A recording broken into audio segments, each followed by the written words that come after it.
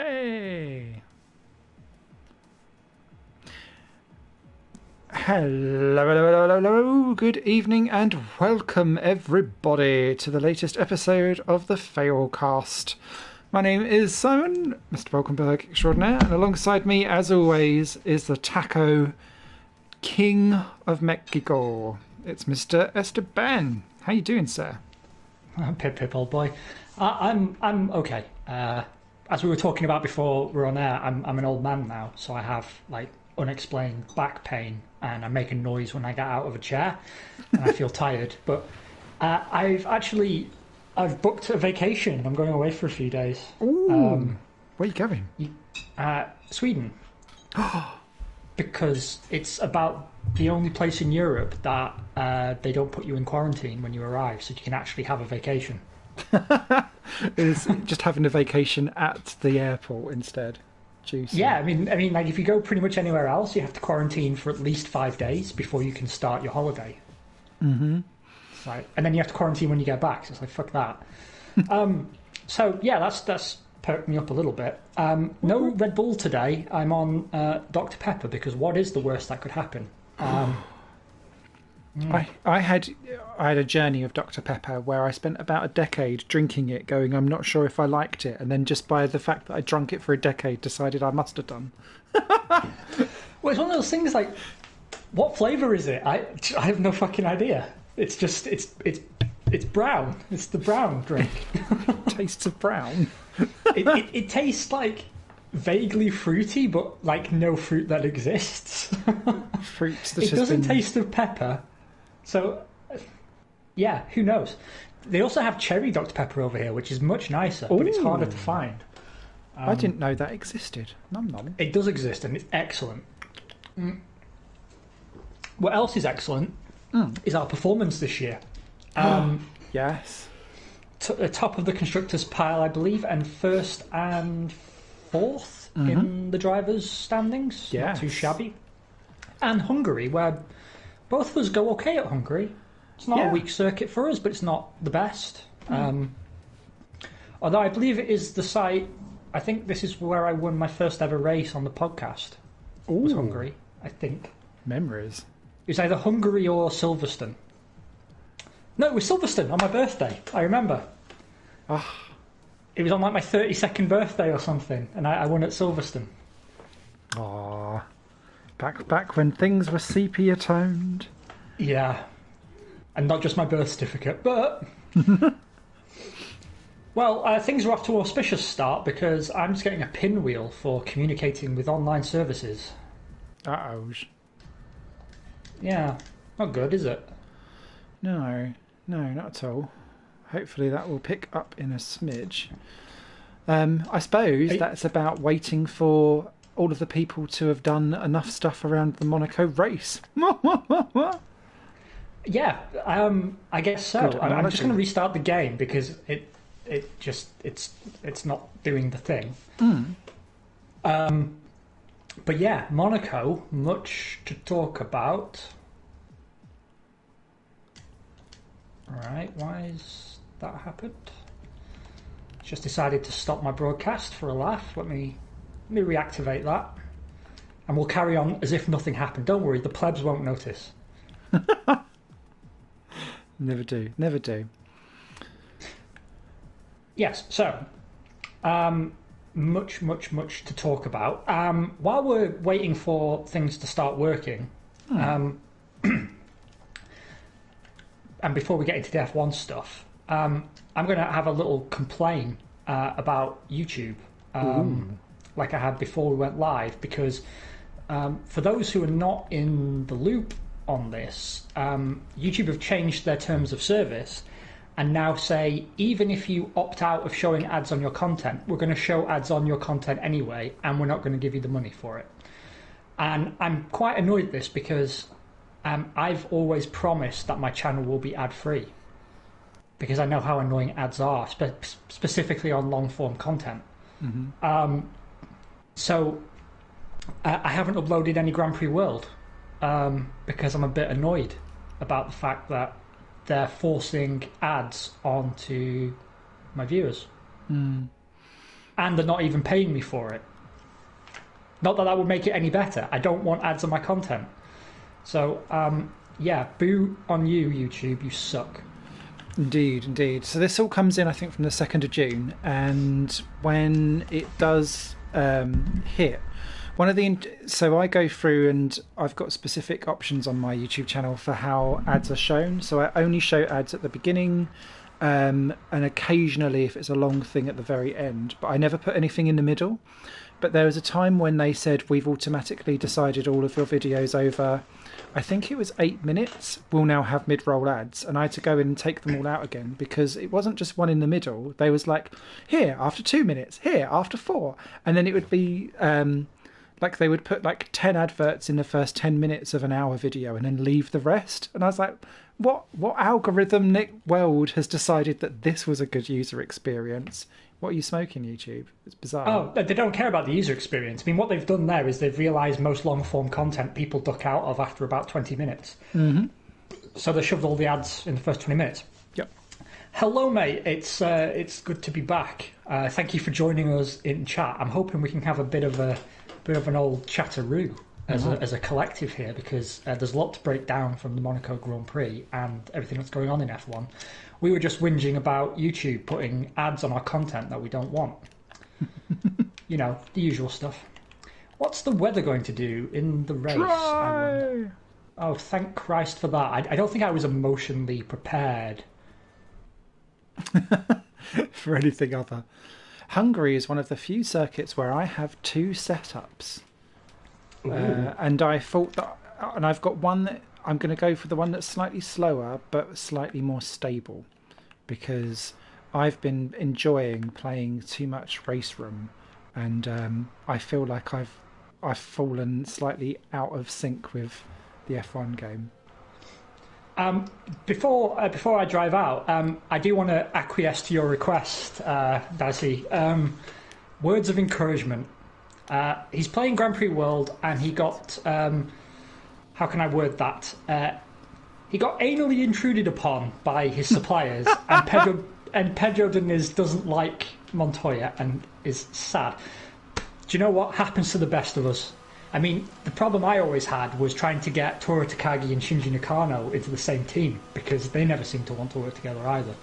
I kind of like, as a game mechanic, that the suppliers can pull the rug out from underneath you, because I think that's quite realistic. The way Renault just sort of flipped Williams the double bird, and it was like, thanks for the championship, bye. But don't worry, mate, you'll figure it out. You'll figure it out. Also, you know, Montoya is alright, but he's no Pedro Diniz. You can do better. I like the way how that is worded. Never a truer word has ever been said on this podcast. What a lineup, though. Montoya and Diniz. And yeah. I bet... Which team are you playing, by the way? That's something else we have to know. Which team have you got that you've put together Diniz and Juan Pablo Montoya? If it's in an Arrows or a Tyrrell, I think we might hear sexual moanings from the other side of the podcast. or a little restaurante chef's kiss. Oh, Arrows with the 97 mod. Oh, you've tickled me there. That is possibly my favourite Arrows. Possibly. Not that 98 all black one.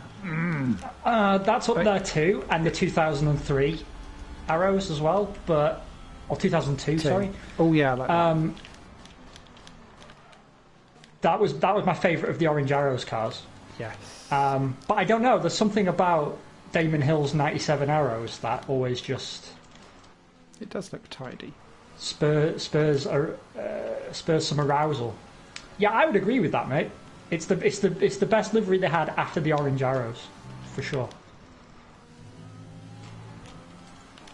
I also kind of like the 96 Arrows, to be honest. The red and blue one. Before or after it went powerhouse crazy. Yeah. I still love that I can still buy that drink at my local supermarket. Power Horse still exists.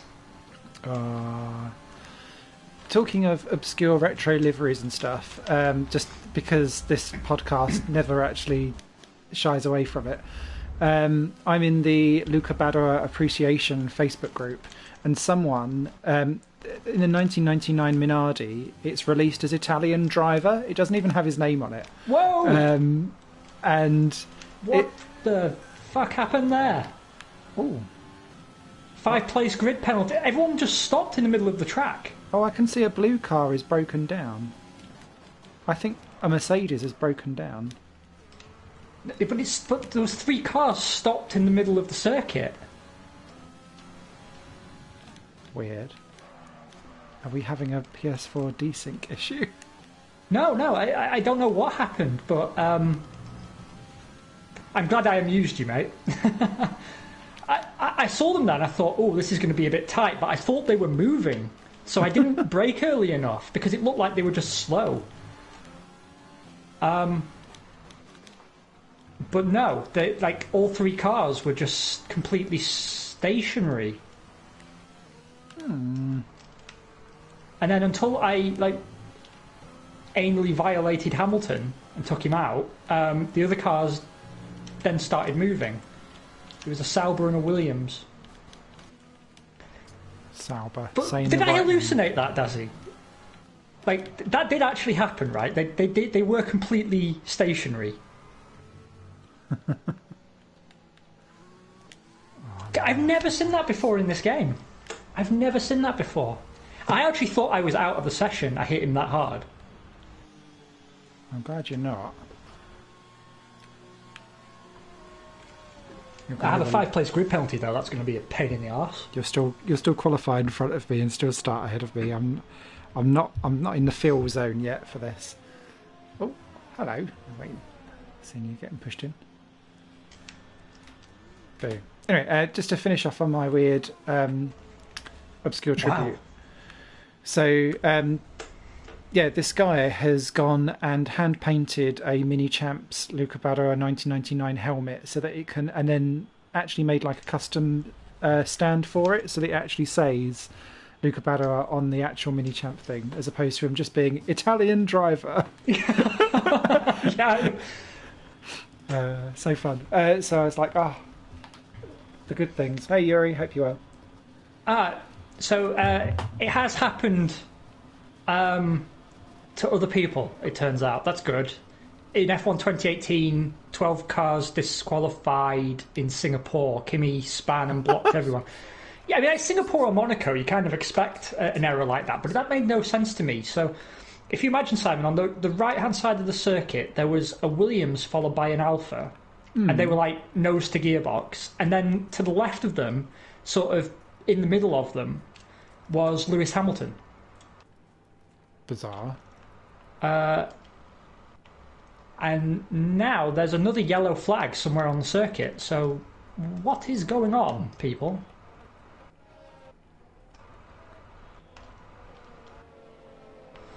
Right, I'm going to slow down because this arsehole in front of me is going to get in my way, aren't they?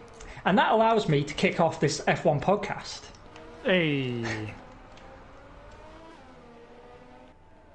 I bet it was a marmot. You can never trust marmots. Those are otters. So I think that's a good shout, mate, to be honest. Boo. Or an ocelot. They look like the kind of marsupial rodenty type thing that would run around on an active racetrack, don't they? They are indeed. Hopefully. I was going to try and weave in a good old English phrase of softer than an otter's cock, but I couldn't quite work out how to stick it in there. I've never heard that one before. I've heard wetter than an otter's pocket. Oh, yeah. Why? What links otters with impotence? What have the otters done? This must be a rich English countryside thing. I'm sorry. Like, this qualifying lap's going to be bullshit now because I'm going to be sat here wondering what poor otters have done to be linked with failure to get an erection. As like a turn of phrase. What country estates are you hanging around on? Don't go through the Stansted bypass route anymore. Jeffrey, I'm very disappointed. You've left the butter out of the fridge and it's softer than an otter's penis. Oh, dear. Astonishing. Well, if I may be so bold as to introduce some Formula One into this Formula One podcast. Disgraceful, stop. I'd like to kick things off by talking about my favourite part of the whole Monaco weekend, which was McLaren's retro Gulf livery, the powder blue and orange. I thought he was going to say the end. Which I think looks absolutely sensational, and so does pretty much everyone else in the world. It's a strange combination, the Gulf colours, right? Because I mean, I've never like jizzed my pants over it before. No. But seeing it in matte somehow made it look a lot better. And the colour orange they selected looks way better than the standard McLaren orange that they're running at the moment. Now, apparently Zach Brown prefers their regular livery, and all I can say is that Zach Brown's an idiot. Isn't it odd, though? Like, if someone said to you, I've gone for, like, powder eggshell blue and vibrant orange, and you imagine those colours together, you vomit your balls out. You think it'd look awful, but that is possibly the best-looking F1 car I've seen in years. Yeah. And it's because of the whole package of it as well, I think, because like the numbering was slightly retro. I liked the retro helmets that Ricardo had and so on and so forth. So, yeah, it really looked quite special to me. And I must admit, I wasn't particularly in the know of like the Gulf livery colours before, but when I saw it, I was like, yeah. So, all over that. Would love to see them have that for the rest of the season. I don't think it's going to happen, but yeah, we'll see. Because you'd imagine that with it being such a huge publicity stunt with so much money behind it, maybe they won't be able to carry it off for the full season because they've spent so much money on that. But it would be a shame if they didn't bring that back. Like Britain would be another good one for the British Grand Prix, McLaren, blah, blah, blah, blah, if they're going to make it kind of switch in and out. Well, here's the thing. They say at the moment it's staying as a one-off, even though they produced a full range of teamwear in those colours, and it sold out. Over the Monaco weekend, they sold every single piece of merchandise in the Gulf colours. And every fan was asking for it, and the drivers were asking for it, and they've said, no, it's still a one-off for now. Which I think is just a stupid oversight, and I guess it's because Gulf didn't want to pay for the car to look like that the rest of the season, but, I mean, it cost McLaren nothing, except fan goodwill. Now, Dazzy doesn't like it, actually, and he says he prefers red cars. Do you know what? There's nothing wrong with that. I just think red's a very underserved colour in Formula One since the 90s, because at least then you had Scuderia Italia running red as well. Yeah. And the McLarens were red and white, but you don't get a lot of red now because it's such a Ferrari trademark.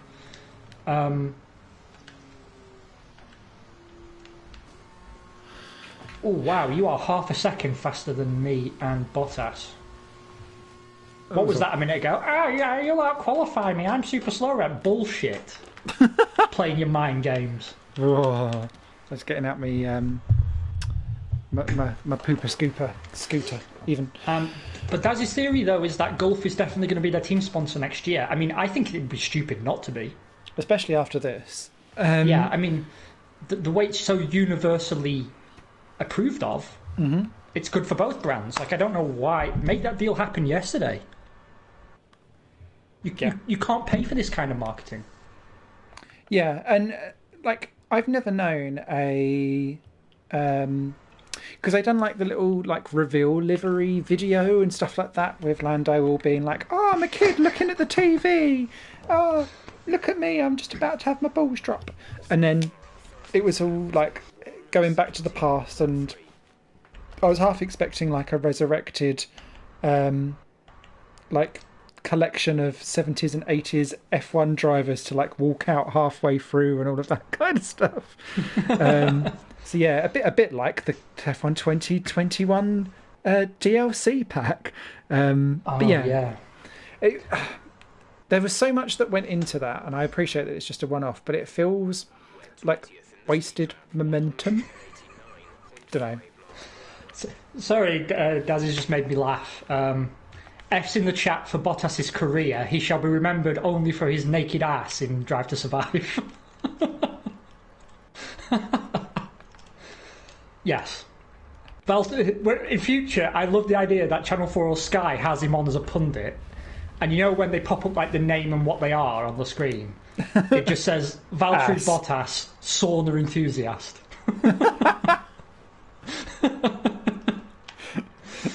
The naked porridge. But please, sorry, continue. I didn't mean to cut you off. It tickled me, that. No, that's fine. Sam Miller in a chat. I feel that the McLaren... I feel like that could be McLaren's look for years and years.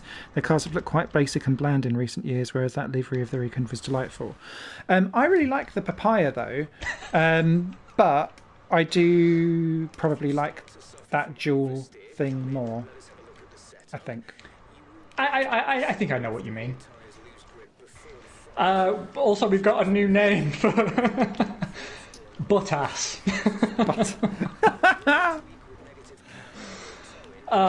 This is right. That's staying now. He'll forever be Buttass on this stream now. That's it. It was better than Bot 77 ass, wasn't it? That was what we used to call it. Speaking of that, by the way, have you noticed that Roman Grosjean is still tagging his Instagram post as R8G, despite the fact he drives car number 51? Never let him go. Never let him go. Also, bit of trivia for you: the first number to be reused in Formula One, number 6. Oh, was the number of Nico Rosberg, if you remember. Yes. Now the number of Nicholas Latifi. Just a fun fact there. Because I wondered how long drivers retain access to their number. And it's because 3 years. Fernando Alonso came back as 14. Yeah. So it's 3 years or something because the reason why F1 put out a video around driver numbers, and it was basically someone had taken the number and they still had it for a while, even though they wasn't on the grid, and they couldn't have it, so they went for like their next best option. I can't remember who that was, but yeah, because like I know we don't have it very often, but it could be that if we have, wouldn't it be funny if someone came back? I don't know, Paul DeResta seems to still be a sub somewhere along the line for some kind of zombie. If he came back like 2025 for his latest pickup and you couldn't have your same number again, that would be such a weird thing if you were like extremely not sentimental but like superstitious over it. Yeah, it's kind of an odd thing, and I'm waiting for them to start retiring numbers. Like, I wonder if anyone will be allowed 44 again after Hamilton retires. That's interesting. I mean, they've retired 17, haven't they, for Bianchi? And I'm guessing, if he's a 7 or 8 time world champion when he retires, he'll forever be associated with that number. Good evening, Wodge. Good to see you, mate. Thank you so much for joining. And I agree with you, Dazzy. Bottas should have been a rally driver. Or a sauna salesman. Because you wouldn't be able to like do merch with someone else's number like that either. Has Schumacher's number been retired? Well, he didn't have one, did he? Oh, it came after. Yeah, right. Because your number used to change depending on where the highest ranking member of your team finished. Yes. Which was always weird. So even if you came last, if you partnered the guy who came third in the Drivers' Championship, you automatically become number 4. Yes, indeed. We've confused Yuri in the chat. This isn't Monte Carlo, this is the Hungaroring. Yes, sorry, we will be chatting about the Monaco Grand Prix. It's just that on our co-op season mode, we're at Hungary at the moment. So we try and do all the things at once and do none of them properly. So... This is how we roll on the podcast.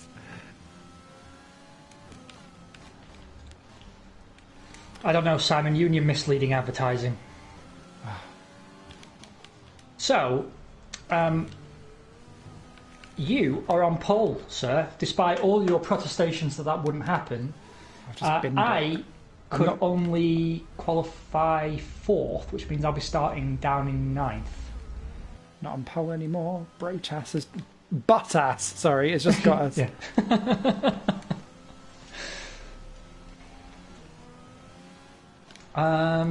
Who's out of position? Carlo Sainz, P13. Strong session for Kevin Magnussen, P15. Verstappen out qualified by Albon. Wow. Yeah, weird. Anyway, anywho. So we align with what was advertised. Hey, AJ. Why don't we get on let's talk to about Monaco? F1. Yeah, why don't we get on to Monaco other than the McLaren livery? So, again, as with every year, a lot of conversation going on in the press and in the fan sphere about Monaco, about its place on the grid. The consensus within the sport, like the professionals who are working in the sport, is that it should be kept, but it needs a different format. And Ross Brawn has said that they're going to look at the layout of the circuit to see if anything can be done to make it a bit more racy. But he also said people have been trying to do that for 20 years and never found a solution. Mm-hmm. And he said there's only so much we can actually do given the limitations of Monte Carlo. Mm-hmm. Now, here's the thing. Personally, I do accept that really the race is decided into turn 1. Well, really it's decided on Saturday. It's very processional. It's won on strategy. Dazzy has just preempted what I was going to say, which is part of the problem is that the cars are too fucking big now. Yes. And nothing made me more agree with that statement. Thank you, Dazzy, because I was loving the historic Monaco event that came up. Don't know where the fuck I was. That came up. I think it was in end of March. It was absolutely superb, and there was cars side by side. There was overtaking. There was old 60s, 70s, 80s cars going side by side quite happily, battling into Rascasse, having a good old sesh round Mirabeau and places like that. And the race, it reminded me that actually it's not the circuit that's the problem, it's the fat asses that everyone has got. It's all a bit too much. And we seem to be continuing down this big behemoth route. And it's no wonder that you can't then have racing side by side, because it's not just... Monaco's the place that exemplifies the problem most, but actually this problem occurs everywhere. Baku. Yeah? Baku in particular. I remember 2 years ago, there was that fucking farce, wasn't there, or 3 years ago, where it was just a complete disaster beginning to end, and we said in an episode then that the cars are just too big for these circuits. Yeah. Yeah, you're right, Dazzy. They're like limos. I believe they have the same surface area footprint as a Land Rover. Crikey. They're big. They are big. And, if you go back and watch Monaco in the 90s, yeah, it was still hard to overtake, but you could do it. Yeah. You could definitely do it. And I've seen overtakes going into Saint-Devote. In old races. Yeah, and there was... which you just couldn't do now. You couldn't do it because the way the curb on the pit exit moves into the corner and you can't cut it, and if you tried to go down the inside, you wouldn't be carrying enough speed to completely overtake. But in 90s, you could do it. Yeah, it's crazy. I appreciate how chunky and behemouthy these cars are, but I just don't think they lend themselves well to that style of racing, and I don't see that changing in 2022 either with the new rule changes, because they're still going to be fat ass and chunky. So I'm very conflicted on the whole thing, especially now that we've got such a close grid as well. Yeah. One question. What are you doing on strategy? So it says pit lap 6 from softs to do mediums, but it also gives me the option of medium hards. 6 seconds difference. I do go through tyres quite quickly though, so I might do one of each as we go through. How about you? I am going. Excuse me. Well, it's done the same for me. Short, soft tyres till lap 6, 14 laps on mediums, then 15 laps on mediums. I'm not feeling that.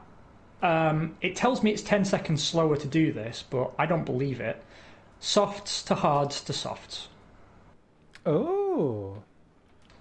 I used 3 sets of softs in quali quite badly, so I don't think I've got that option. Actually, I don't think I do either. Boom. Now I think about it, that'll be scrubbed. I mean, it says the tyres will do the distance, but 22 laps on the hard tyres, I'm wondering if that's actually such a good idea. But I can't one-stop it. I'll do it on the fly. Fuck it. It'll be fine. Dazzy asks, the brakes are too efficient. Maybe it's a good idea to return to steel brakes. That's an interesting point. I mean, the thing is, like, I agree with you, Simon, right? I absolutely love the return to slick tyres, the chunky, plenty of mechanical grip, less reliance on aero style. But it just doesn't work on street circuits, and F1's obsessed with street circuits. Super obsessed. Saudi Arabia's a street circuit. They keep threatening us with Miami. I don't know what we've done to deserve that, but... Oh, it looks like an absolute shit show, that track as well. Oh, Hamilton, and they you little bitch. They wanted also to do New York, didn't they, at one point? Yes. I just did something very stupid. That was my fault completely. I was a fucking idiot. Never mind, burn from the back. I've fucked my front wing as well. I was just like a fraction of a second too late on the brakes. I might have enough pace to keep out for a couple of laps so that this doesn't end up being an absolute shit show. I'm pleased you appreciate it, Wad. She said it's a proper failcast now. Now that I failed on lap 1. Hey, doing well. Right, I'm going to stay out for a couple of laps so long as I can keep everyone behind me, so that it then keeps everyone nice and bunched up for you. So that that's very sweet of you. Mwah. I've only overtaken one car though so far in like half a lap, so I'm not doing so well.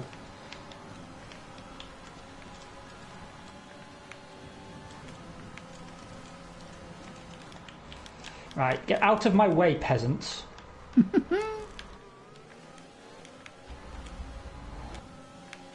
Ricardo special. Did you just send it? Did you just send it? I sended it. No, that's Carlos, isn't it? But yeah, you know what I mean. yeah, that's right. What, you missed me take Lewis Hamilton out in qualifying. Like completely. I got a 5-place grid penalty for it. In my defence, though, it was an optical illusion because it looked like he was moving at first, and by the time I realised he was completely stationary on the entry to the corner, it was too late for me to brake in time. And I still don't understand why he was completely stopped. That makes, like, no sense to me.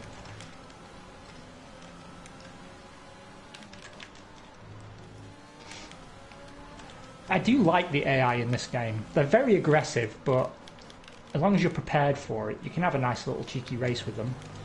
This is true. I just got put in my place by, I presume, Pierre Gasly. Why didn't my brakes work? Why? No, it was Kvyat. I see a yellow flag. Yeah. Confirm change. Early pit stop for Ben.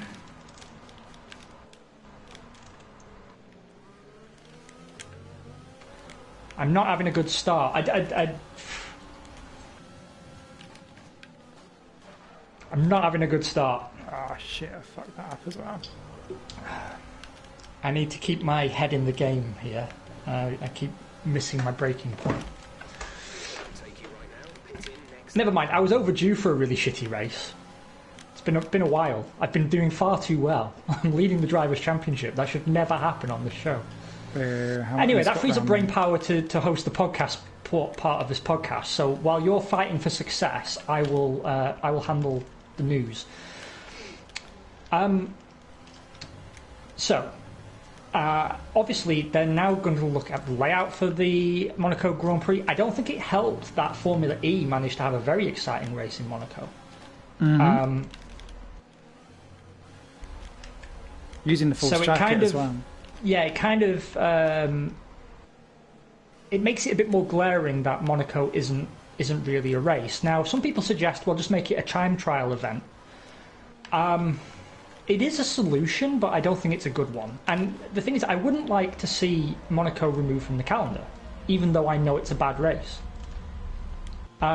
It's not just the history, right? I mean, that's part of it. Mm-hmm. But the history and prestige does matter, I think, to the heritage of the sport. Because, it's still the race everyone wants to win, right? Yeah. And the fact that, I find it the most entertaining qualifying session of the year. Like, when a driver drives Monaco well in qualifying, it's really electrifying for me. Mm-hmm. I absolutely love it. Agreed. So I'd hate to be deprived of that. And even if I just get a selection of montages of them hitting up against the exit of that barrier at the swimming pool, where they're just gently feathering it, is just beautiful. Oh, yellow flag! Someone's off ahead. Nicholas Latifi is out of the race. Yes, it is. No safety car. Oh yes, we'll be coming on to that, Dazzy. Don't you worry. So, it's fun seeing the cars driven on the absolute limit round a very tight, windy, constricting place with a lot of elevation change, tight corners that you still have to be brave in driving through. The chicanes that feel a little bit deadly in this game, but for some reason real F1 cars can do them without really thinking. You know what I'm talking about, right? The fast section after the swimming pool. Yes. Where, I fuck it so much there.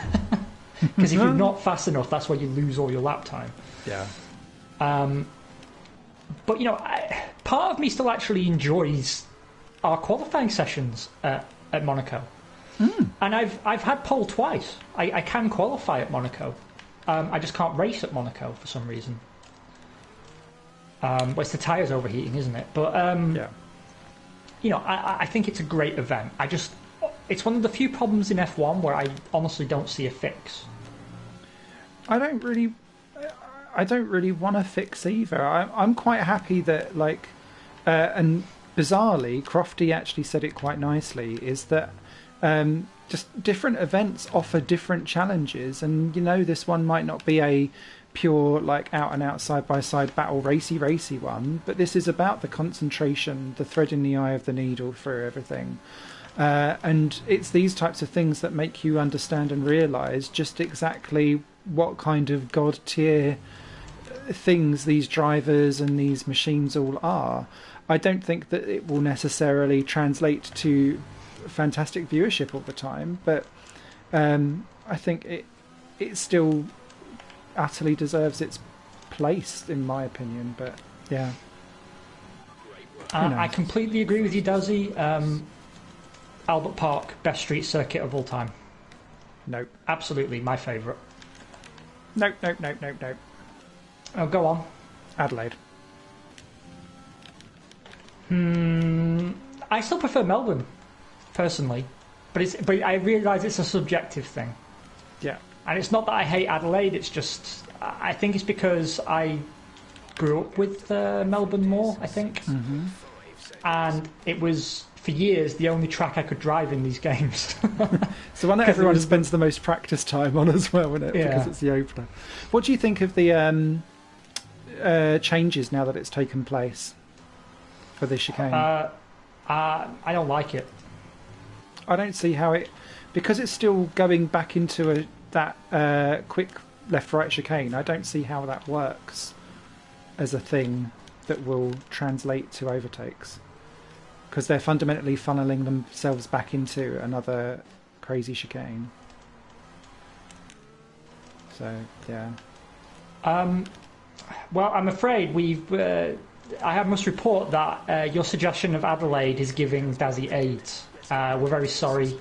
We don't want to be the podcast that gives you AIDS. But a good analogy.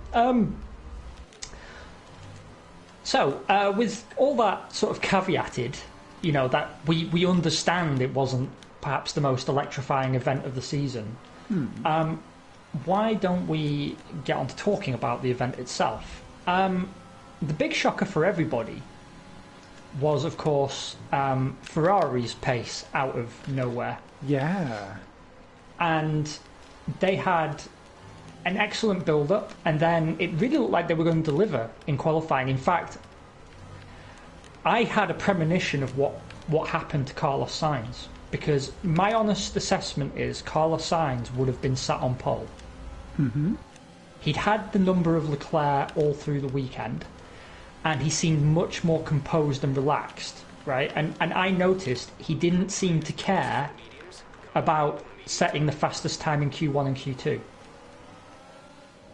He just set a time that was fast enough to get through, yeah, and then kept it in the garage to minimise the risk of an accident taking him out of the session. And that, to me, just sung of confidence. But then, when he was on a lap that looked to be fast enough for pole, his teammate bins it. And I was so angry at that. I really was.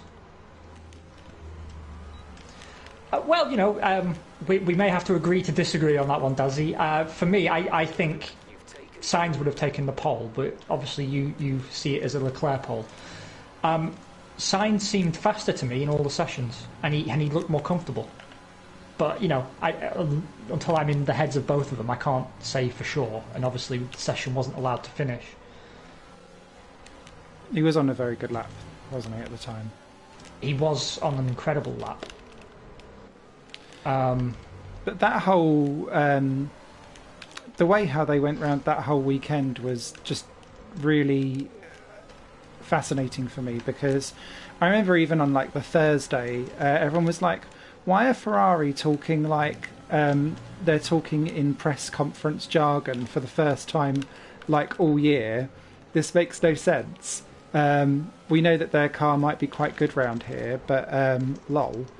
And they were confident from the word go, and I mean Hungary might be another good place for them perhaps, but yeah, that was their chance of a big huge win, yet another Charles Leclerc kind of screw up, but the bigger screw up was the bizarre news that they didn't check over the full car. Yeah, something about that. I mean, I don't know if they let the pole carry them away a little bit, because what they initially said was that we won't risk the points haul in the race, and we'll take the grid penalty if we have concerns about the car. We were fast enough for pole, but we don't want, it's more important to take a third and fourth than it is to only have one car finish, right? Yeah. And I thought, yeah, I agree. This might be your only chance to get a really, really, really strong haul of points, so do it. But then they did risk it for pole. And then they say, well, we didn't check the drive shaft. I'm not sure I believe that. Really? Yeah, I'm not sure I believe it, because how the car is constructed, I don't know how you could check the gearbox and check it properly and not observe the connection to the drive shaft.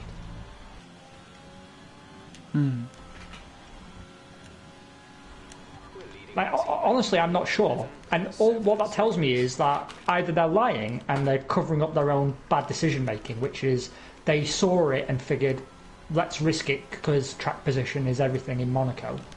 Yeah. Or they didn't inspect the vehicle properly. They inspected the gearbox from above only. Mm-hmm. Visually checked it and went, oh, it's still on its mounting points, it's fine. And yeah, I that's what I think as well, Dazzy. I think they just chose to risk it and hope that they could bring the car home, because the cars are wide enough that no one can get past, and as long as you don't fuck up your pit stops, butt ass, yes, then, you know, in theory, he could have, you know, even if he was on pole, he could have let Sainz through and then held up the cars behind. Yeah. And just cruised to bring it home. That's a juicy idea. I hadn't really thought of that. But no, instead they, I think, decided to risk the damage on the car, and just thank God that the failure happened on the way to the grid and not at race speed. Yeah, somewhere in the tunnel or something like that, especially at the front of the field, or going up the hill, something like that. That would have been a horrific pile-up. Mm-hmm. Especially if it was on the opening lap. Watch says he's still not sure who's the better driver between Leclerc and Sainz. I get a Senna versus Prost feeling, talent versus thinking. That's a good analogy, actually. I quite like it is that. Actually a very good analogy. I mean, I don't know where to place them either. The thing is, like, for years, Sainz has been perennially overlooked by the sports media. Mm-hmm. And it was only, was it Crofty, actually, who pointed out that Sainz was the best teammate that Verstappen ever had? Brundle. Brundle, yeah. And I was like, finally, someone's fucking said it. They were the closest match teammates in their time together. Yep. You couldn't put a cigarette paper between them. Yet Verstappen's seen as some sort of godlike figure, and Sainz was completely overlooked and shipped out elsewhere. I honestly think Red Bull would be in a much better position if they'd kept both of them. Mm. But of course, Helmut Marko just loves firing people. Gives him a big fat erection. Don't you know it? Right, this time I'm not going to drive into the back of an Alfa Romeo while trying to get past it. And see, I rate both of them very highly. Very, very highly. And the thing is, though, why are my brakes not working into turn one? I don't get it. I brake exactly where I'm supposed to. And if I'm following another car, I just sort of cruise at 1,000 miles per hour and have to run wide. I'm going to have to just watch myself there. And I don't want to get into another accident fighting for last place with Kimi Raikkonen. That's not the way to go. Because I think they're both World Championship material. Yeah. Genuinely. Agree. And the thing I like most about Sainz is his composure. Mm-hmm. Like, he's handled the transition between teams very, very well, and he's had to do it a lot. He's always been able to get up to speed with a new car quickly, and he doesn't overdrive. He realises that the race is going to come to him, and he doesn't, get overexcited or overconfident or into his own head too much. Mm-hmm. And I think that's a really great strength as a driver. But then Leclerc also has a lot of that. And I remember you and I being very impressed with him at Sauber. I mean, if anything, he was a bit too self-critical, too quick to blame himself. Yeah. Which is something Lando Norris also has exhibited on more than a few occasions.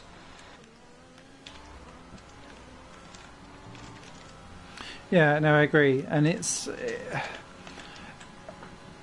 I think that it's probably the most even lineup we've got on the grid at the moment. And also, I would argue, potentially, if you kind of took both together, especially with Danny Rick currently not really loving that McLaren at all, I would say is probably the strongest pair taken as a whole. Yeah, which is what we have to tackle next, I think. But let's I won't let myself get distracted. I have to read these excellent comments that are coming in. I agree with you there, Dazzy, that the Sainz-Lando chemistry was mostly him, and I think he is the best gift Lando Norris has ever received for his career. Yes. A teammate that he really got along with, who taught him a lot, and who stepped out of his way at the exact perfect moment. Mm-hmm. And I think Sainz did an exemplary job at McLaren, and I think they owe him a lot. As to who's fastest out of Leclerc and Sainz, I wouldn't be surprised actually if it was so close that Leclerc was probably the better qualifier and then Sainz had the race legs. That's the kind of impression I get. I'm still not braking in the right place for turn one. I also get but it's a failcast, so. I also get the impression that Carlos left on such good terms with McLaren. If Danny Rick cannot get in that window of that McLaren, and that seesaw has not worked, and maybe Danny Rick goes off to Alpine once Fernando Alonso stops divvying about and leaves the sport alone, perhaps Carlos may end up back there again if Ferrari do not make the step forward and McLaren continue to do so. Nico Rosberg said in an interview the other day that he was wrong in suggesting that Sainz should have stayed at McLaren and Ricciardo should have gone to Ferrari, and I actually disagree now. I think he was right to suggest that. I suggested it briefly because I don't think Ricciardo's McLaren move is working out for either party, and I'm not sure it's an issue of time. The differential between them, except at Imola, was it, or Portugal, where they were a bit closer? Spain, he outscored Spain. him and outrun him, yeah. Why? How is that Williams up so high? What's going on? They've not pitted. I know exactly where you are because I had to get round them all. But yeah, Ricciardo is an excellent driver. Another one who I consider, well, I did consider him world champion material. I'm actually thinking now he may turn into a Webber figure, always the nearly man. Because I was really rooting for him, and on his day he could beat Verstappen at Red Bull. He showed that, but his day just wasn't enough. And he's made some bad career moves. I think leaving Renault when he did made sense, but it may have actually been wiser to sort of stick it out. Yeah, I agree, Desi. I completely agree. And the question is, I mean, it's a mutual thing as well, right? How long do both McLaren and Ricciardo let this situation continue? Because it's bad for both of them. McLaren are in the tightest fight for third in the constructors that we've probably ever seen, and only one car bringing home the points. And Ricciardo is entering the twilight of his career, wants a world championship, and he's at a team that's moving in the right direction, but which car does not suit him even remotely.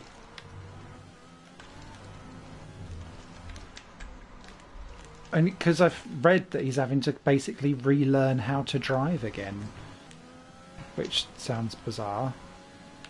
Here's an idea out of left field.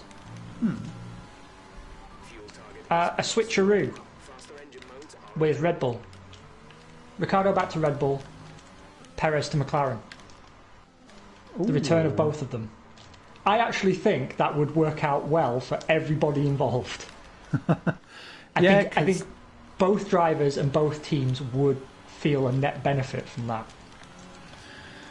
Yeah, because again, this whole kind of what team works best for what car, and what this season has really shown me is continuity is a big asset to have, which I kind of already knew, but it's just handy to see. But the other thing is more that actually top tier cars are quite often much more leaning towards a certain driver's standard and preference, because they're having to extract that final little tweak out of it. So they are favouring one driver over another. And and that those cars are on knife edges, and so you can't satisfy both. I think also the grid is so close. Yeah. Because really, the differences between the teammates that are not performing, they're really marginal in terms of actual outright lap time. Mm-hmm. It's just the field's so close that can be the difference now between a front row start and a 8th row start. Yeah. Lando Norris was within finger brushing distance of pole position in Monaco. I mean, the actual time differential between the pole lap and Lando Norris's lap was nothing in historical terms. Mm-hmm. And the saving grace for these drivers that are struggling, I think, will be the formula change. Yeah. Because that will spread the field out again, and these time differences may not make as much of a difference as they do now. Yeah, because we'll be back out to like a 4-second spread of a grid again, I think. With our little Hasses, God knows where they'll end up down at the back. Williams, I'm hoping, will have already focused properly their attentions to next year as well. Although they are getting scarily close to some points, and it's worrying me that it might not happen this year again. But yeah. I temporarily lost my connection to the game. Oh. Are you back? I have to restart my broadcast. Okay. But I don't know if I'm still in the same session as you. I've not had anything to say that you've left.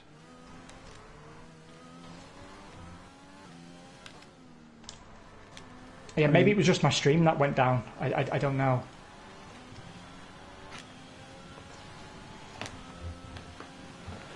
Yeah, I sorry guys, I don't know what happened there. Proper stream hiccup. Sorry, I lost my train of thought there, Si, but I think formula change may help some of these guys, but particularly for people like Perez and Ricciardo who are coming to the ends of their career, can they afford to be in this position? And like we were saying last time out, I think it's going to... The age of the star driver for most teams is coming to an end. Yeah. It's too expensive. And you'll need a car that is benign enough for both to handle. Yeah, I think what you need now is a safe pair of hands that is committed to the team in the long term. Mm-hmm. Which segues quite nicely into some news coming out of Williams, which is Jost Capito has said publicly that he wishes to offer George Russell a multi-year extension. Ooh. Which is something that apparently George wants. Oh. And here's the weird thing. I don't know if you've seen much of George Russell recently, but he seems really happy at Williams. like he doesn't seem to be annoyed that he's kind of been stuck there, and I think it's because you're starting to see those real signs of recovery, right? And he's become the team leader. Maybe it's a good thing for his career, but I'm 50-50 about whether he'll sign that deal. I think it depends on what happens higher up the chain, surely. Because Mercedes are not treating him exactly the best, and I don't think he's been given any. Mercedes themselves are now talking about Ocon in ways that they weren't before. Mm-hmm. Who I think is, and I can't tell if I feel better about him because it's Alonso underperforming, or if Alonso is performing really well and Ocon is beating him. I can't work that dynamic out yet. And that's why I can't decide on exactly how good Ocon is this year. Yeah. But I mean, I think Alonso is suffering from the same thing of every driver that steps away. I don't remember any driver who's stepped out for even a season and come back and been competitive. Yeah. Can you think of any? Because even drivers who step in as reserve drivers who've been out for more than a season, it never works well, right? I'm thinking Jenson Button's return to McLaren. Mm-hmm. Oh yeah, Kubica and Raikkonen. Yeah, okay, fine. Shut my mouth. Maybe Sutil. Oh yeah, Sutil, the Nico Hulkenberg of the 2000s. Yes. I don't even know why that made me change my front wing again. I hadn't hit anyone. Probably just habit. Our pit crew is so used to changing front wings that it's like the default setting.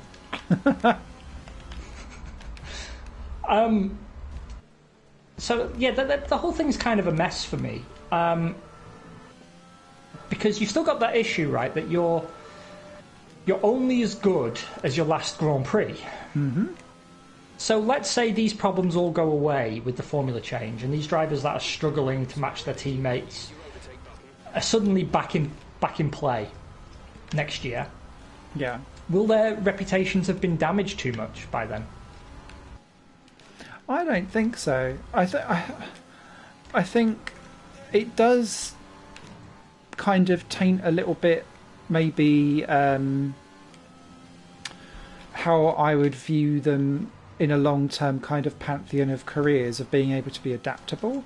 But because this formula change is no longer... This formula is no longer representative of what is fast anymore. As long as I knew that formula change was not going to revert back, say, in next couple of years' time, I wouldn't care anymore, because I'd want to know why they're fast now and tap into that. Yeah. If I was a team boss. Yeah, you make a very good point there. You make a very good point. I just think this whole situation causes... I mean, it's great as a spectator, right? I mean, what we want is a really, really close field. Mm-hmm. And we've got it. It's just...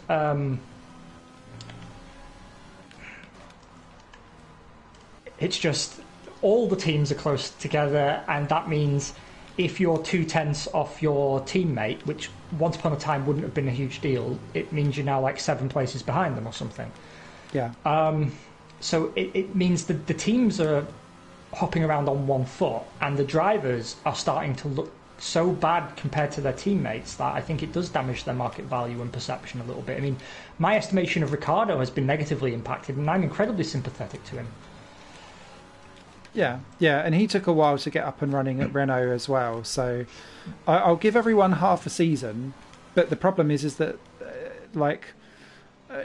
you, especially in this season, it's so much a what if for everything, because everything is so close. And I think probably one of the biggest areas where this has become an issue for me is at Toro Rosso. That is a one-car team now, because Tsunoda just seems to be imploding after the greatest fall from grace ever to become little Miss Potty Mouth, isn't he? So... Yeah, I'm starting to really question his suitability for that seat, and I think it shows that if Daniel Kvyat was in that car, like that, like here's the thing, like Red Bull are increasingly saying that these are sister teams now. It's not a junior team. Yeah, that's what they say. It's no longer a junior team. They share as much technology as they can. They develop their own cars, and they want to have 4 cars at the front. And it seems like they managed it. I mean, the AlphaTauri looked pretty good pre-season. Mm-hmm. And Gasly and Kvyat were working very, very well together. Both got on the podium. Yep. But, because they love firing Kvyat, now we have Yuki Tsunoda, who was promoted way too quickly. Agree.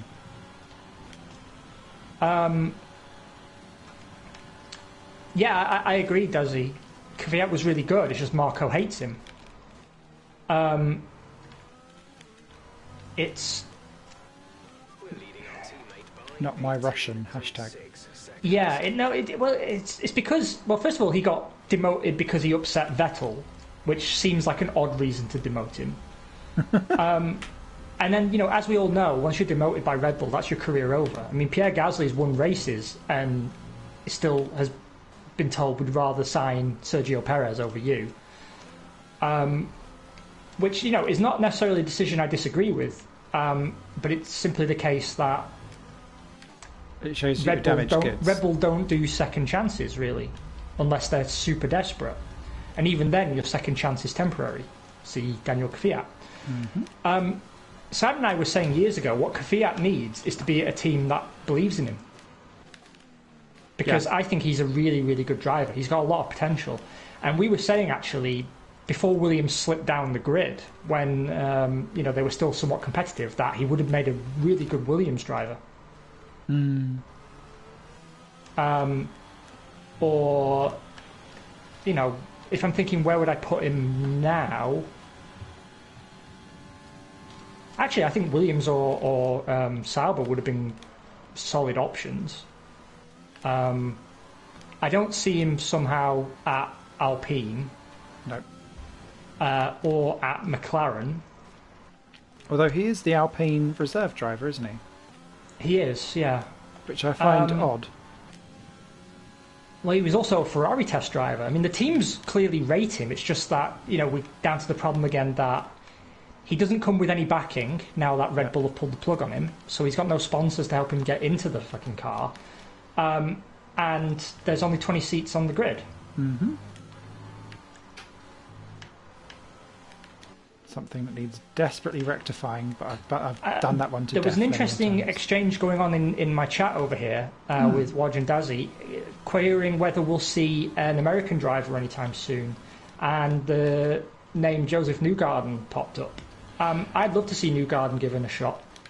I don't think it will happen. I don't think he wants to come over though.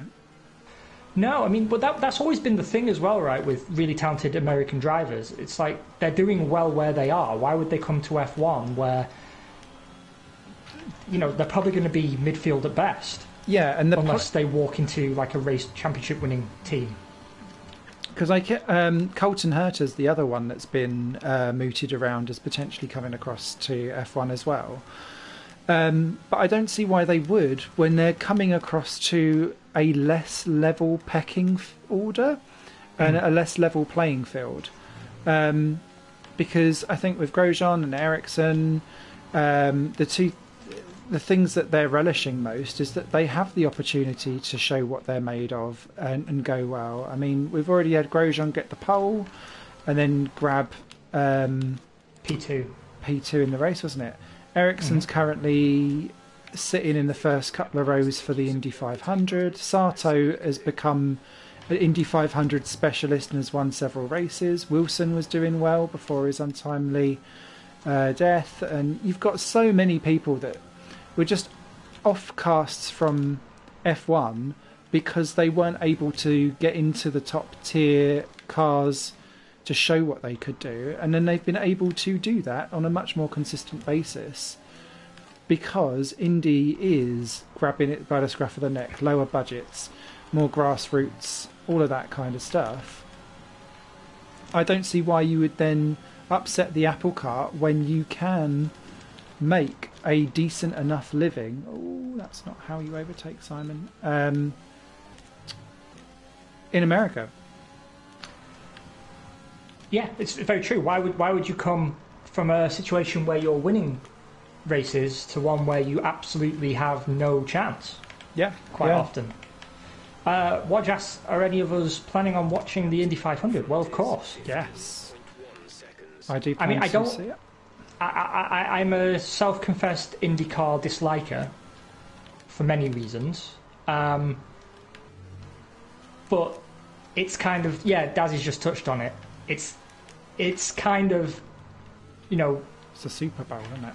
Yeah, it's another one of those historic, prestigious racing events that is boring to watch, but it has value in and of itself.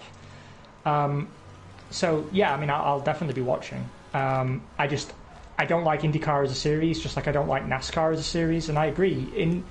Oval racing is terrifying, but I'm not sure it requires skill so much as it requires bravery. Different skills entirely. Yeah. So, and also, the reason I love F1 is because of the engineering and the strategy and the the whole big picture of it, the sort of Machiavellian world of intrigue and politics, and the right people with the right money at the right time with the right engine. That there's so many factors you have to put together to win is what appeals to me, even if that means sometimes you get boring racing or periods of dominance. What concerns me is the way F1's talking at the moment, saying, well, new viewers and younger viewers don't want to watch 2 hours of racing on a Sunday. Oh, don't get me started on that. And it's like, well, tell them to fuck off then. Yeah. Right? I don't like the Antiques Roadshow. I don't watch it. Don't try and change the Antiques Roadshow to make it something I want to watch, because it means the people who do like it will hate whatever changes you make. This is the thing I hate about this idea of inclusion, right? Inclusivity doesn't mean pandering, right?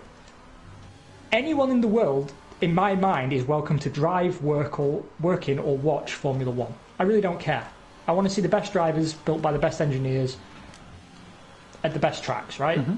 And where you were born or what's in your pants has no bearing on that as far as I'm concerned. It's how hard you work and your talent, right? By definition, that is inclusion.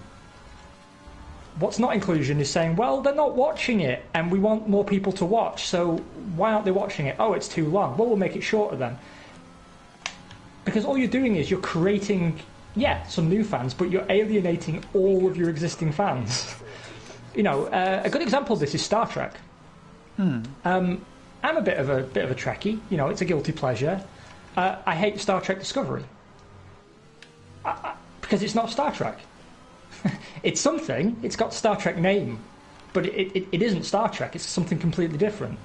They've rewritten it for a new generation, right? And I'm super happy if the new generation love it, right? I'm not saying Discovery should never have been made. The point is that it is not Star Trek, as an existing fan would understand it. It's giving me Project Cars 3 vibes. Yeah, or exactly Project Cars 3. Buy Project Cars and then make a version of it that's supposed to have mass appeal and end up pissing everybody off. If F1 get rid of the qualifying and race format, I think I'm done. Yeah, no, it's a huge kind of thing for me. I don't want... the interesting thing is that the race format works for me in Formula One in the same way that the 45-minute race format for me works with Formula E when it's not under complete safety car all the bloody time.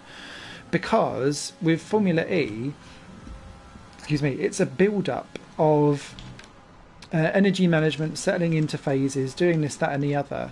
That wouldn't work in a 90-minute race, because when it's all about have you got enough energy at the end and you've got yourself into the right position to floor it, then I don't need to have a 70-minute build-up for a 20-minute finale. And that's why the 45-minute plus one lap works very well, I think, for Formula E. But it would be silly for Formula One to try and replicate 45-minute races, for example, because it's not long enough for a strategy to play out.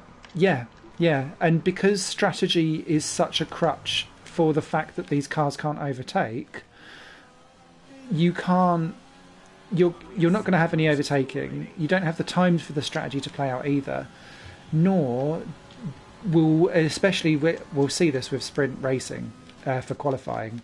You won't have people doing the do-dare moves on the sprint race when that's going to, especially now with Charles Leclerc. And sorry, it just dawned on me just as I was saying it. That's a prime example of I fucked it up on Saturday, and that's ruined my best opportunity on a Sunday. And you're already seeing evidence of this as well in Formula 2 and Formula 3, because you've got people who say, I'm not going to push, I'm just going to collect small points in Sprint Race 2 for the Formula 2 events, because I need to make sure that my car is clean and ready to go and I've got the right tyres, so on, for the feature race, because that's where the most points are won. And so you've got drivers playing the percentage game, and that's not really what Formula 1 should always be about. But, yeah. No, I completely agree. I think sprint races for qualifying are a fucking terrible idea. Yeah. A truly atrocious idea. Because it won't take long before there are racing incidents that cause too much damage for the cars to start the race the next day. Yep, and there's only 20 to begin with, and it always takes me back to, I think it was Austria 2004 or 3, whichever one it was, where like they had a couple of restarts and there was about 6 cars starting from the pit lane, and it looked like the most bizarre grid outside of USA 2005 I've ever seen in my life, and it looked empty. And that's the problem with F1. Unlike Formula 3 where there's 30 cars and you can afford to have 3 or 4 kind of missing somewhere, it looks poor if and a dying sport if you've only got 14 cars turning up and a couple in the pit lane, because with your budget constraints you're not allowed to start having, well, the spare cars are gone already, but you've kind of boxed yourself in, and then through the format of how you've then laid out the day, you're penalising people for giving it a go. I mean, and here's the other thing. How does sprint race affect... I mean, does everyone have free tyre choice? Ooh, I don't think they've stipulated.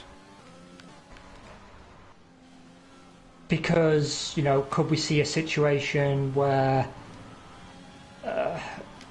you have slower cars who, because the faster cars are battling each other at the back, end up staying ahead, and then they can start on the hard tyre and just hold everybody up?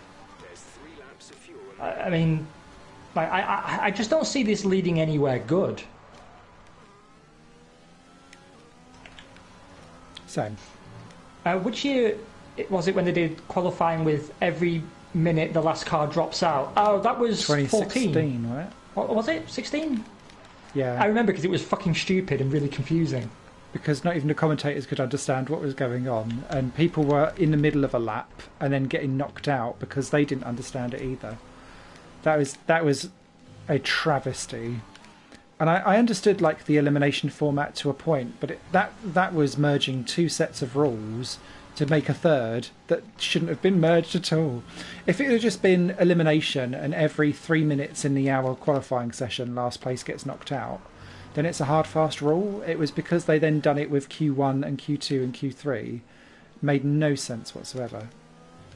Do you know what? I love the Q1, Q2, Q3 format, but I also kind of miss the 1 hour 12 laps. Yeah.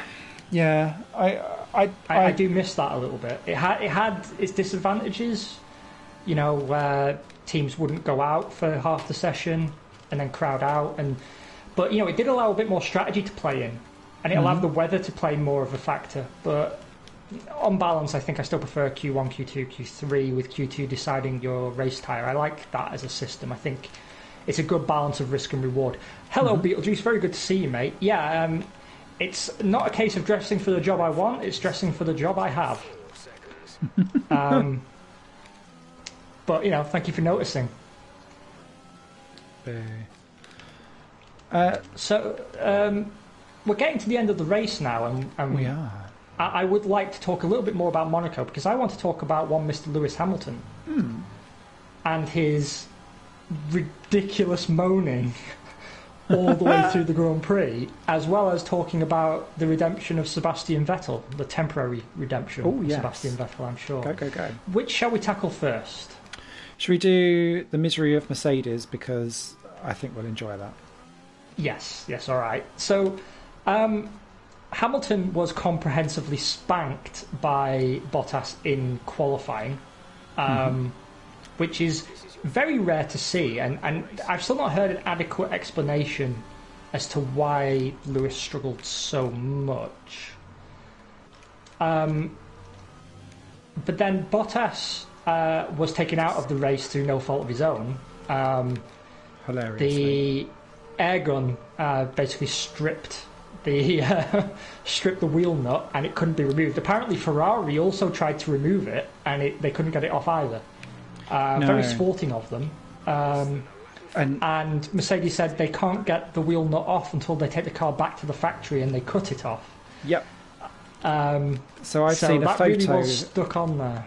I've seen a photo of them still trying to get that off in the garage from a couple of F1 people that work in F1 laughing about it. And I think it was sent at about 8:30 at night. So they were still like, for fuck's sake, in the evening. So the fact that you've said that, absolutely true. Longest pit stop ever.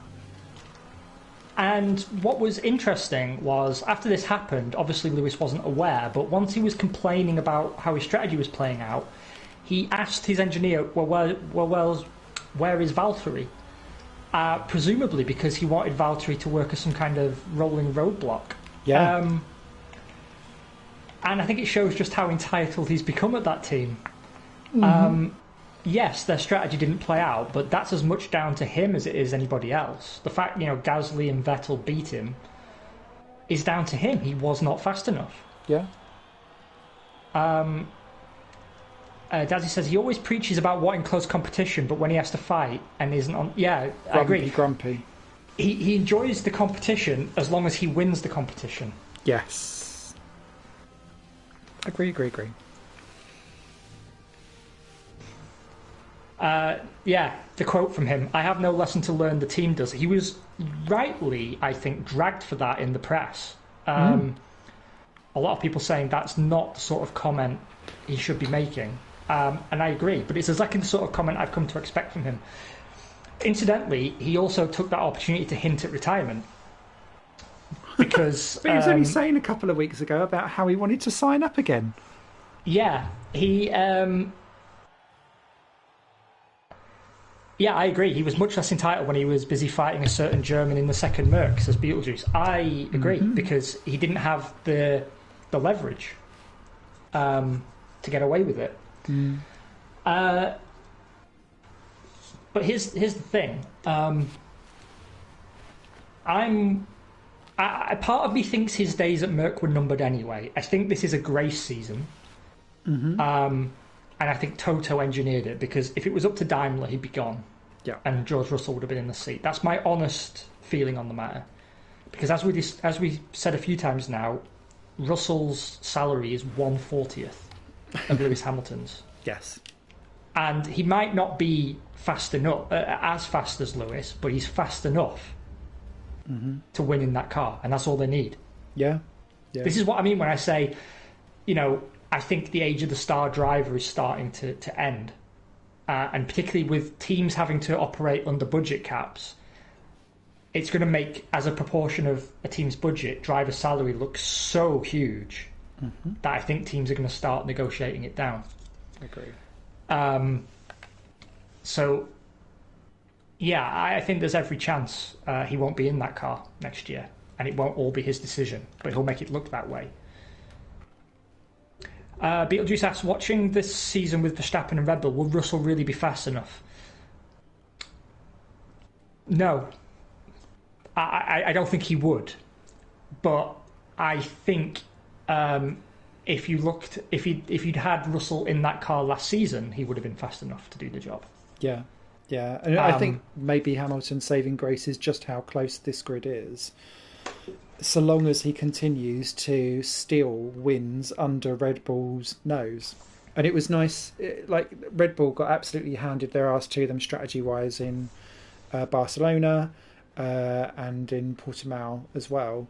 Here, it was a nice tit-for-tat reversal of fortunes where Red Bull and Aston Martin and Toro Rosso also, AlphaTauri, all handed the arses back again because they were chasing the car directly in front of them, not looking at what was playing around them, which I just thought was interesting. So getting some really good conversation going in the chat here. People agreeing, disagreeing about Russell. I'm personally of the same opinion as Wodge, which is all that matters is that if the car is fast enough, and the car's doing the heavy lifting, then you can allow for a driver. I mean, you're right, Simon, in that this year, with the grid being so close, the driver is actually making a difference in a way that perhaps they haven't before. Yeah, which I do like. Yeah, it's a good thing. So you're actually seeing the value of drivers like Verstappen and Hamilton, but for the most of the time in Formula One, the driver isn't actually the primary factor. Like the grid is spread out enough that you just have to be fast enough to slot into where you should be on the grid. Yeah. And as we were saying earlier, you know, a tenth of a second or 800th of a second, most seasons wouldn't make that much of a difference to your starting position, but this year it can put you 3 rows behind where you should be. You know, Perez, great example. You know, in terms of absolute lap time, it's not like Perez is a million miles off Verstappen, but he's still starting several rows behind him more often than not because the grid is so close. But really, you know, particularly next year when the formula changes, it's going to be an engineering formula again, and it's going to come down to the car more than the driver. And I think the money's better spent on developing the car than it is on paying the salary of a driver with a strong track record. But the press were asking him, "Do you think you'll do a Kimi Räikkönen?" And he said no. He was pretty clear, no. And I don't know if that's just him sulking because, you know, he had a bad Monaco or whatever, but I could see him retiring quite soon. And honestly, I don't think it can happen soon enough. He'll want to set the records first. And if he can do it this year, I think he'll go this year. I think if he has the opportunity to stay at Mercedes for next year, if he doesn't win this year's title, then I think he'll kick around because he'll want to make that. Because he wouldn't want his final part in legacy to be, I lost and then I left. I think he's proud enough to be like, I need to go out whilst I'm at the top of my game and I've shown that I'm unbeatable. Bye! And then kind of exit stage left that way so that he can then take that I was unbeatable all the way around with me. Going forward to whatever he wants to do next. Which is probably music, God help us all. But I agree. I don't think he wouldn't. I don't see him being anywhere else but Mercedes. It'll be Mercedes or retirement, and I don't see him going further down the grid because he's too old and not wanting to go around the merry-go-round of building up a team again. It's, I completely agree. I mean, I did often wonder if he might be tempted to end his career at Ferrari just so he's been a Ferrari driver. Yeah. But that's looking less and less likely as Ferrari are moving away from this idea of having old, experienced drivers in their car and finally realising that they need to sign fresh blood. And I think the Leclerc-Sainz lineup is pretty fucking excellent, to be honest. So I wouldn't really want to rock that boat. Agree. But yeah, I think Lewis blaming the team, we're seeing the bad side of Lewis that we often call out, and I hope he apologises to the team for the way he spoke to them. Because really, I don't see what they could have done differently on strategy that would have made a difference given his pace. Yeah. When you look at his lap times, I don't think pitting him earlier or pitting him after would have made any difference to his position. He just wasn't fast enough. Anyway, I'm ready to see the back of him, and there's several drivers, as we talked about last time, that I think need to be off the grid next year. It's time for a changing of the guard. So would you say that Vettel is one of them, given that he's had his upturned form? I need to see if it's track specific. Aha. Because I agree. Vettel, I agree, it was nice to see him do well. And I have a soft spot for Aston Martin. And I think he drove an excellent race, and the lady who oversees their race strategy there did a fantastic job on both cars. But is it just a one race uptick? Is it a flash in the pan? Because I've not seen anything else in his form that suggests that he's going to keep this up.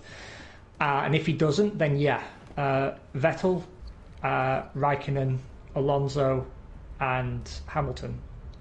I think it's time to go. Mm-hmm. And Nikita Mazepin, but for different reasons. Yes, I mean, the fact that Mick Schumacher got past him round the hairpin on lap 1 and was like, bye, was hilarious. Then he had an engine issue for several laps, lost 25 seconds, re-caught him back up again from being 40 seconds behind, and was just stuck behind him, not able to overtake till the end. On Mick's worst weekend so far, I think was very telling. Yes. And that was Nikita's best. I love how he tried to explain it away by saying, well, I just didn't want to have an accident at Monaco. You've had an accident everywhere else, mate. Yeah. Why is this any different? Also, on a somewhat lighter note, I sent you a link, Simon, but I don't know if you received it. I hope everyone in here has heard the Gunther Steiner rap album. Yes. It's amazing. My favourite track is Fuck Smash, obviously. But the rapper does such a great impression of Gunther Steiner, and everything about it is, wow, it's amazing. The album is called Get Rich Energy or Die Trying, and everyone should go to YouTube and listen to it. It's amazing. It's amazing. Anyway, we are having some excellent exchanges going on in chat here. I'm loving it. It seems midweek seems to suit people so much better. Yeah, we've had quite a few people through this way. Maybe we need to switch it over so that it stays midweek in the future. Maybe see what we can work out. I completely concur. So wrapping things up, we are now second in the constructors, but the gap is only small, and obviously we didn't have the race we quite wanted there. You coming home fifth, me P7, which is where I started, and considering I took myself out at the start, I'm quite pleased with that recovery drive. Yeah, right on. But I'm now 11 points behind Sir Lewis Hamilton. I wonder if they put the Sir into the next game. That said, you are well clear of Verstappen now and only 7 points behind Bottas. Who else is in an interesting position? Nobody. Although George Russell does have a solitary point for Williams. God bless him. More than his actual career. Cool. Yes. Wow. Well, I'd like to, first of all, thank everybody who's stopped by and had a chat. It's been so much fun having you guys throw your questions and comments our way. It gives us a bit more to bounce around. Yeah, appreciate it. And we are pathetically grateful for each and every one of you. Just to touch upon what I said at the outset of the cast, because you will have missed it, Beetlejuice. Having some YouTube trouble at the moment because their terms of service have changed and they now insist on putting advertising on all my videos, even though I expressly don't want you guys to see ads, and they don't even give me the money for it.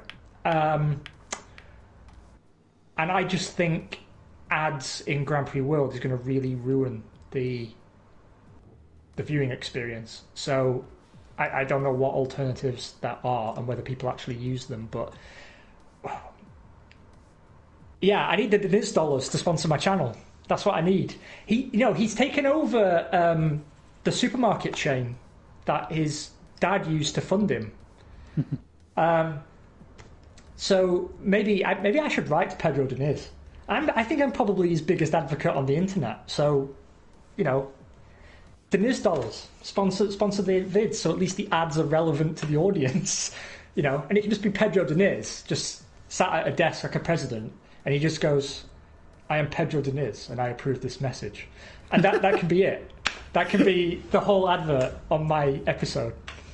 Yeah, that's it. I'm writing Pedro Diniz. He's on LinkedIn, so I'll write him. But yeah, so apologies if you're seeing ads and things. I hate it. It's not what I wanted for my content, and I know ads are super annoying, and no one with a brain is going to pay for YouTube Premium. Even though I pay for YouTube Premium. But, I don't know how to drive. Anyway, guys, thank you so much. It's been so cool hanging out with you. We really do appreciate each and every one of you, and it's always fun to hear from you, hear your opinions, see what's going down.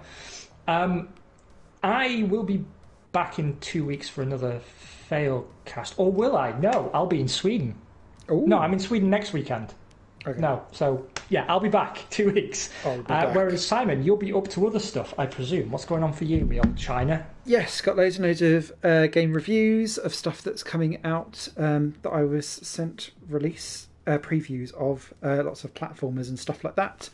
Finally, my F1 2020 My Team career playthrough ends with the final 2 weeks episodes. So do myself and Louis Delatraz finally get Minardi the Constructors' Championship we deserve. So that should be fun.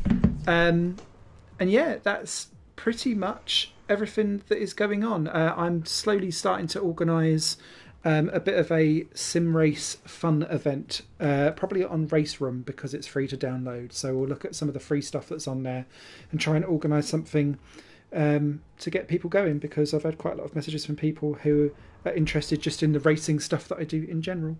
So yeah, have a little rummage around and I'll get up with everyone soon. And just on an F1 related note, actually, on the Beyond the Grid stuff that Tom Clarkson does, there was a fabulous interview with Olivier Panis, my favourite driver of all time, where I found out that Frank Williams offered him Jenson Button's 2000 Williams drive and he turned it down to go to McLaren to test that year.